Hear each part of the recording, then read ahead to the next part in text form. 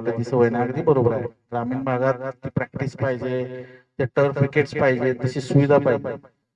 पण एक आपण निश्चय करूया इथून पुढे की ऍटलिस्ट तुम्ही राहू दे, पण तुमची होणारी मुलं तरी ऍटलिस्ट आपल्या स्टेटला रिप्रेझेंट व्हायला पाहिजे.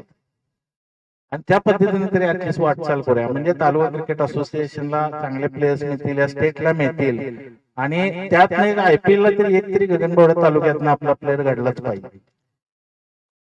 आणि हे जेव्हा होईल त्यावेळी खरं तुमचं कष्ट आणि माझे पैसे त्याचं सार्थक आणि ते लाभेल. या सगळ्या दोन्ही गोष्टी एकत्र असल्याशिवाय होत नाही. तुमचं प्रेम असंच माझ्यावरती राहू दे.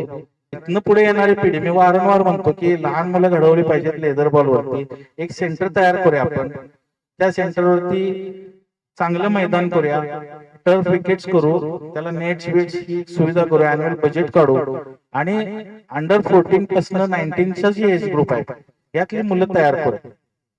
आणि मग मला पुण्याला नेता येईल, कॉर्पोरेट फील्ड मध्ये एखाद्या प्लेअरला खेळता येईल, MPL असते तिथं मला काहीतरी बोलता येईल की बाबा हे प्लेयर्स आहेत त्यांना खेळवा.